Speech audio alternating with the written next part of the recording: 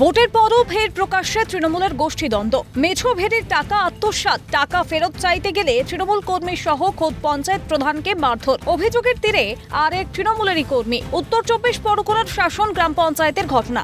আমি স্রেফ গেছিলাম আমার পাওনা টাকা আদায়ের জন্য, যে আমার টাকাটা কবে দেবে।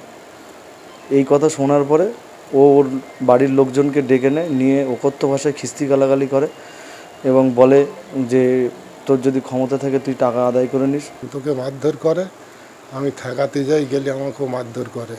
ওর মেজি ভাই বেশি মেরিয়েছে আর ছোট ভাই।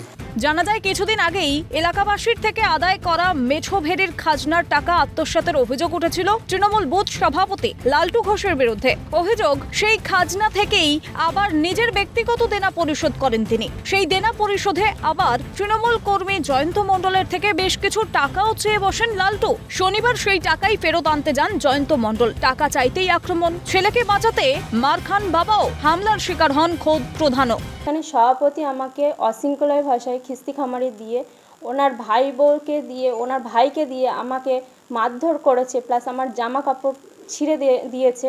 এদিকে সেসব অভিযোগ অস্বীকার অভিযুক্ত বুথ সভাপতি সহ পরিবারের। না, এটা ভিত্তি। মারধর এবং জামা কাপড় ছিঁড়ে দেওয়া হয়েছে এমনটা অভিযোগ করছে। না, এটা ভিত্তি। ওখানে আরো লোক ছিল তো। থানায় আপনারা কোনো কমপ্লেইন? হ্যাঁ, কমপ্লেইন করেছে। না, সম্পূর্ণ মিথ্যে কথা। আর যদিও বা একটা মানুষের যদি মানে টর্চার করা হয়, তার তো জামা প্যান্ট চুল ধরো এলোমেলো তো হবে। ও দিব্যু থানায় গেছে, থানার অফিসাররা পর্যন্ত দেখেছে যে দিব্যু মানে ভালো মানুষ। না, কোনো শ্লীলতাহানি হয়নি, সারা ওখানে লোক দেখেছে।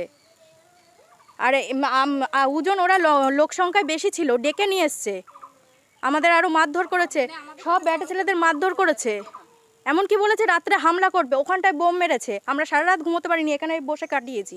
ভোটের আগে অশান্তি, ভোটের পরও অশান্তি। 29 আসনে সংখ্যাগরিষ্ঠতা পেয়েও দলের দ্বন্দ্ব মিটছে না কিছুতেই। পঙ্কজ বিশ্বাসের রিপোর্ট, ক্যালকাটা নিউজ।